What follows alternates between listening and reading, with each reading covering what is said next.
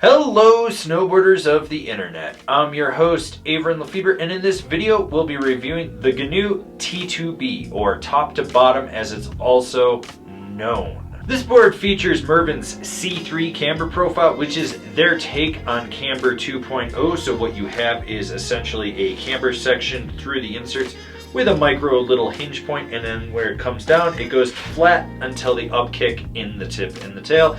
This will give you the load and pop of traditional camber, but it'll make it a little bit more playful and easier to engage, which will help you with pop, snap, and entry in and out of turns. This board is available in 5 sizes: 155, 158, 158 wide, 161, and 161 wide. I rode this board at Loveland Ski Area in the preseason on a day that was sunny bluebird, 0 wind, warmer temps. You had chunder snow, fresh corduroy, lumps and bumps, and sprayed off crap on the side, and I rode it with my Rome Black Label bindings and my K2 Thraxis boots. The overall flex of this board is just past middle of the road, bordering more towards the free ride side than the all mountain side, and as it is slightly directional, you get that type of flex. So softer nose, progressively stiffening back up through the tail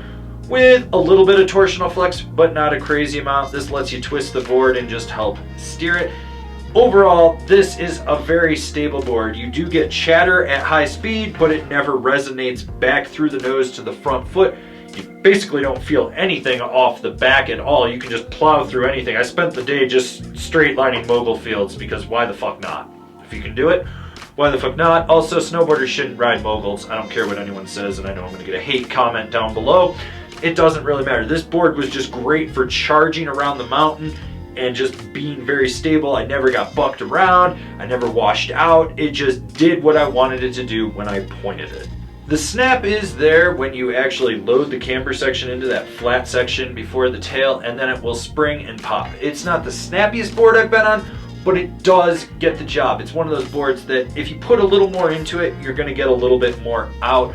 Don't hesitate hitting a roller or a side hit. You're gonna be able to pop just fine with this deck. If you wanna butter this board, be prepared to work it. You really have to get your weight out over the nose or the tail. And I mean like way out, almost to where the upkick is. That's where you're gonna find the sweet spot to lock it in. It's gonna fight you the whole time. You're gonna notice that it has a lot of rebound to it. And when you do lock in, you gotta manhandle this thing just to get sideways or do whatever you want. It's really a board for more charging or high speed butters than slow speed butters. This board is zippy when you get it on edge. It just transitions very, very quickly. Now with that said, I find that short, tight, quick turns and medium mellow carves are its real strong suit. Those long, hard, drawn out carves, you need a lot of space. It's one of those boards that just arcs itself and takes forever to transition through. You do have power off the tail, so you can really get it to spring out of a turn. And when it's on edge, it feels locked in and it plows through everything in its path. It's not one of those boards where it's gonna get kicked out. When you're on edge, you're carving, you're good to go. So who's this board for? The all-mountain rider that wants a deck that can do it all, but is on the stiffer side. Well, now that this board isn't BTX, it doesn't suck. It's actually what it should be. You can charge on it. It's very stable. It pushes through everything. You got pop if you really want to engage it. I can't say enough good things that they've made this better. Most companies, when I bitch and moan about a model, they just ignore me, but this time they were just like, fuck it, we're adding C3, and it became better. So much better. Seriously, this board is so much better. Comparable boards: the Ride Berserker, the Endeavor Clout, the Yes Standard.